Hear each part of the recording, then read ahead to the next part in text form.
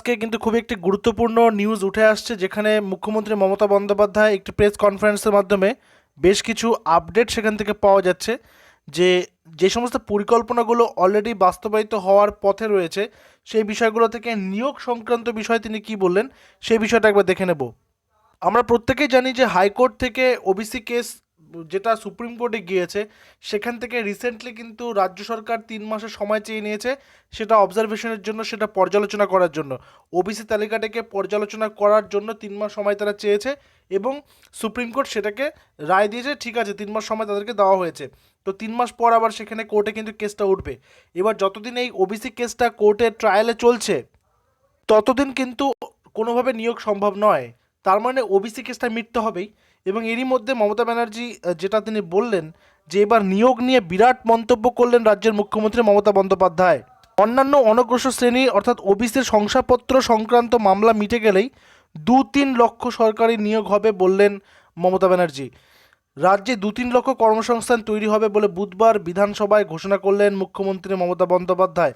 অর্থাৎ আজ তিনি এই কথাটা কিন্তু তিনি বলেছেন, এটা তিনি কিন্তু আজকে কনফারেন্স করে বলেছেন। যেই 3টা সেক্টরকে তিনি উল্লেখ করেছেন সেটা পরের প্যারাগ্রাফে রয়েছে।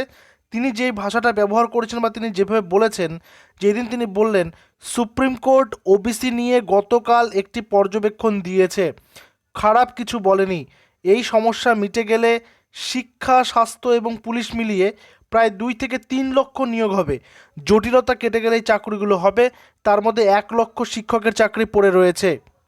তোমরা প্রত্যেকে জানো পুলিশ পরীক্ষা দীর্ঘদিন ধরে আটকে রয়েছে, এসএসসি পরীক্ষা হয়নি, মানে স্কুল সার্ভিস কমিশনের পরীক্ষা দীর্ঘদিন ধরে হয়নি। তো এই প্রত্যেকটা বিষয়ে কিন্তু শূন্যপদ তৈরি করে রাখা হয়েছে এবং তার কথা অনুযায়ী ওবিসি কেসটা মিটে গেলেই তারপরে কিন্তু 2 থেকে 3 লক্ষ নিয়োগ করতে চলেছে রাজ্য সরকার। তো এই বিষয়টা যেহেতু আজকে বিধানসভায় উঠে এসেছে, সেই কারণে এই বিষয়টা সম্পর্কে আপডেট তোমাদেরকে দিয়ে রাখলাম। এবং ওবিসি কেসের আপডেট 3 মাস পর যখন আবার কোর্টে উঠবে, তখন সেটার আপডেট কিন্তু অবশ্যই তোমাদেরকে দিয়ে দেওয়া হবে। বিষয়ক প্রত্যেকটা আপডেট তোমরা কিন্তু আমাদের RGM প্রিপারেশন ইউটিউব চ্যানেলে নিরন্তর পেতে থাকবে।